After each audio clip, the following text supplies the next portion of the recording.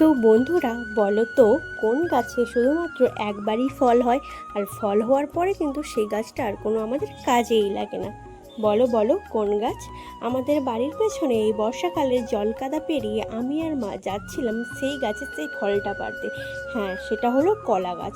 তো কলা গাছে একবার কলা হয়ে যাওয়ার পর কিন্তু কলা গাছের আর কোনো কাজই থাকে না। আর কলা গাছের ফুল কোনটা বলো তো? কলা গাছের ফুল হলো তার মোচাটা।